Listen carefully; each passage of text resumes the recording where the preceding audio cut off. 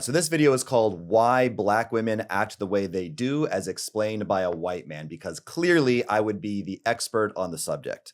So the fact of the matter is, when you're talking about Black women or anybody, any group of people, is that they act the way they do because of groupthink and social conditioning. Because of groupthink and social conditioning. What groupthink and social conditioning are is the dumbed down, simplified version of these terms is that you just go along with the majority opinion, the herd mentality, even if it conflicts with your own beliefs. That's one way of looking at it. Another more sinister way of looking at it is sometimes you don't even know that they're not your beliefs. When your social conditioning, when your groupthink starts at such a young age, you're not even aware that you think and act and feel and have opinions and behaviors that are of a certain way, and you think that they're your own opinions and your way of acting. That is one of the biggest lies, is that human beings have individuality and we're all these beautiful and unique snowflakes, and you have free will and you're a free thinker. You're not. You are no more of a free thinker or have free will than an amoeba in a cage. If you have an amoeba, like a bacteria, like a single-celled organism, an amoeba, and you put acid into its little cage or whatever, and the pH drops, the amoeba is going to move away from the acid and go to a more neutral pH part of the cage. Human beings are the exact same way. You are born in a certain way. You will dress, you will talk, you will act, you will believe in the way that the environment has dictated that you should. So back onto Black women, okay? Have you ever noticed that in America, let's focus on American Black women for a second, that American Black women tend to be very outspoken, let's say, okay? Why is it that American Black women tend to be very outspoken? Do Black people have a gene in their DNA that makes them be outspoken? No, they don't. That is a trait, that is a characteristic of only American Black women. You go to Africa, listen, there's exceptions everywhere. Well, I went to Tanzania and I met a very outspoken person. Okay, not to the same degree. There's exceptions, there's some variance, whatever, but for the most part, people are super predictable about the culture and upbringing, okay? If you go to Kenya, or I'm sure other countries in Africa, I haven't been all over, I'm not an expert on Africa, but I have spent about a month in Kenya, and I'm from Los Angeles, I'm from United States. The Black women in America behave differently than the Black women in Kenya, even though they might be, genetically very similar. I mean, they all come from Africa. We all come from Africa if you go far back enough, but the extra degree of outspokenness from American Black women that you would not see from African Black women is all a part of groupthink and culture. And to give more examples about this groupthink and this culture thing is, if you look at I'm going to try to say this right, the Mentawai people of Indonesia, the women there file their teeth into fangs. They sharpen their teeth. We'll put a video or an image of it on the screen right now. And why? It's seen as beautiful and attractive. I don't know the last time that you looked at a vampire, like a woman with fangs, and thought that that was attractive. But why do the men, is it in anybody's DNA? Let's do another example. The lip disking of the Mercy and the Surma or Suri tribes of Ethiopia practice lip disking.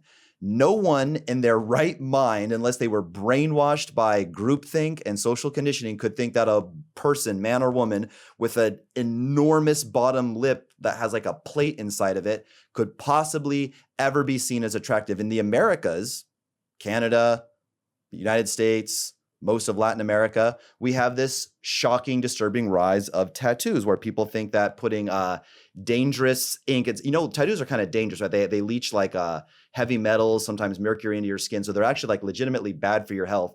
They look like absolute shit. Tattoos look like absolute fucking dog shit. Scribbles, right? When's the last time you looked at a tiger and said, oh my God, look at this beautiful, majestic tiger, but I just want to draw a fucking butterfly. And it's always the butterfly, by the way. If social conditioning and tattoos and groupthink wasn't a thing, why does every single girl who gets tattoos this day and age, it's always a butterfly and then whatever else, right? It's all groupthink and culture. Now, this is going to be more from a dating perspective, right?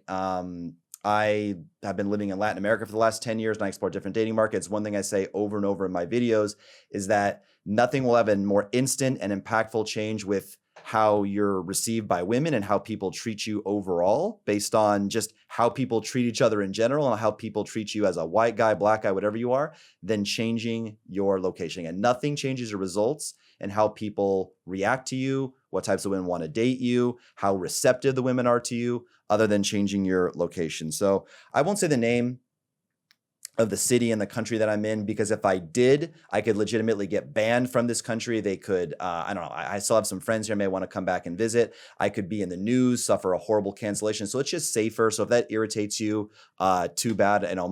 My safety is more important than some random person wanting to know what city I'm talking about. Look, if you pay me, if you're in my private communities, obviously I will tell you. But the dating here is just bizarre. When I say bizarre, I mean, I feel bad for my friends who have tried like 2 cities. Like I have a friend who's been to Buenos Aires, Argentina, which absolutely sucks for dating. And he's been here. He's like, oh my God, so amazing. I'm like, dude, 2 cities, bro. Like, relax.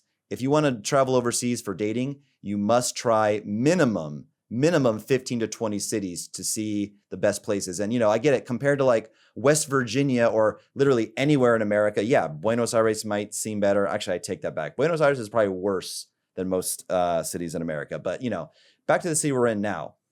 Every girl here has one of 2 personality types. Like, I think there's like maybe a third like normal personality type that about 10% of them have, but all the other girls are either quiet, have no personality, don't talk. You're on a first date, you just monologue to like a statue that gives you no feedback, it doesn't talk, or they're just extremely combative and disagreeable. And the entire night, if you know what pickup parlance is, a shit test, the entire night is a shit test. Shit test is when they kind of playfully insult you. Like a girl will say, I used this example before, like, I don't really date guys with beards. I'm not a big fan of your beard. And then she just, wants to see how you react. So she wants to see if you like, oh, well, maybe I'll shave it for you. Or if you stand your ground, you're like, well, I'm sorry you've dated, all these prepubescent boys who weren't able to grow facial hair. But now that you're with a real man who actually has testosterone, a little bit of scruff on the face is it's par for the course, baby. You got to get used to it, right? So, but in like one little shit test, some Latinas have a little bit of a peppery personality, but when it's like constant, nonstop, and you like, and my friends here, they don't know any better. They think this is normal, and this is what I'm talking about. All comes back to, why do black women in America act one way? Why do black women in Africa act one way? Why is every girl? You want to know some things that happen in this dating market? How crazy the girls are here. Some girl sent me some like playful, like, we were flirting. We did video calls. We were talking over the last 10 days. I hadn't really arrived to the city. I started when I was still in Brazil before I arrived here. I was already flirting with her. Again, video calls. They went great. I thought she was a pretty normal girl. This is before I knew how crazy the girls were here.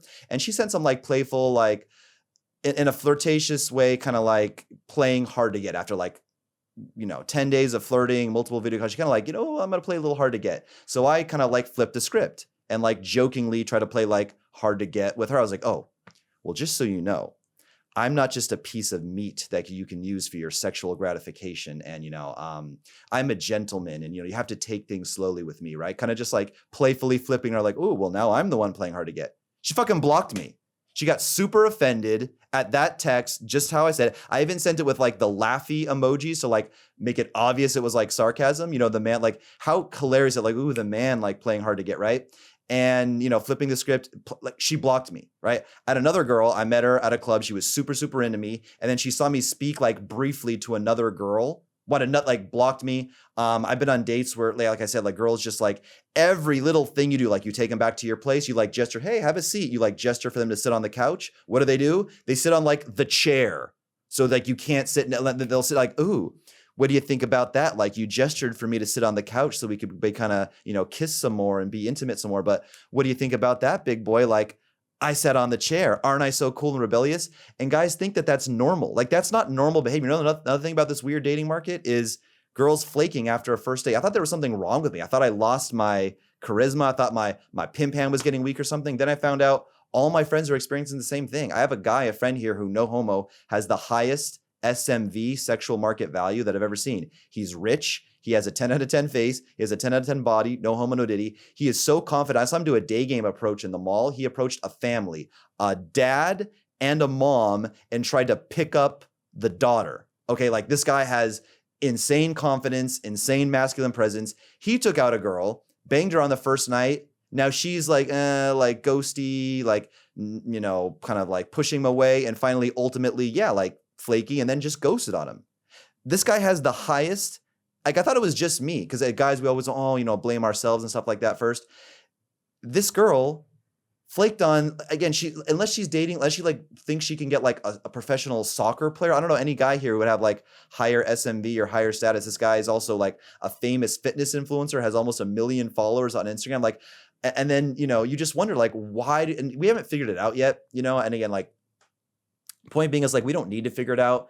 So I just feel bad for people who don't know about, like, listen, especially guys who travel a lot, or even guys who don't travel a lot. Like, again, if you're being treated a certain way by Miami women, or if you're in, one thing I've heard about is DC, like Washington, DC, and I don't even need to really go there to confirm it, but one thing I've heard, and again, I can imagine this, is that the threes there, the fours, the masculine, frumpy, overweight, masculine women there act like they're 9s and 10s, because the dating pool, the options for men, is so pathetic, so bad. Like, there's so few good options there that even these, like, same thing in the San Francisco Bay Area. Okay.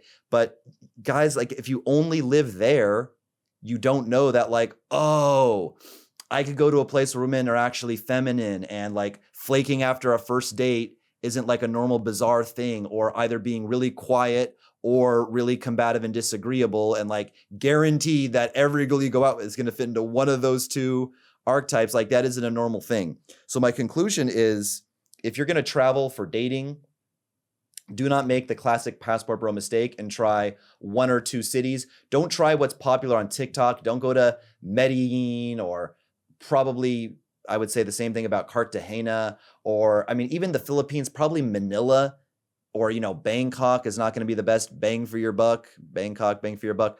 Try a lot of different places. Understand that you got to do the work, but if you're not being, assuming you've done the work, right? You do day game, you talk to women, you have a good masculine presence, you can approach people confidently, you have a good social media, you're not, you know, fat and frumpy and out of shape, and you're not getting treated the way you want, it may not be you, it may be the environment. Just keep in mind, whether you're talking about Black women in America, Black women overseas, white boys, and like, everybody acts the way they do due to social conditioning, and you can predictably go to any city, in any country, in any environment. There may be a little bit of variation, there may be a few exceptions, but you can, after about a month to 2 months, be like, for the most part, a few exceptions aside, people are this way. People like Black people, or they don't. People like white boy, like women like to date white boys, or they don't. Most of the girls, the beautiful girls here, are into some form of pay for play, or they're not. Okay? You can predict it, again, like the amoeba, who you drop acid in its cage and it moves away from the, like, human beings do the same thing. They are no more individualistic or independent or unique than a goddamn amoeba. That's all for today. Subscribe for more free game.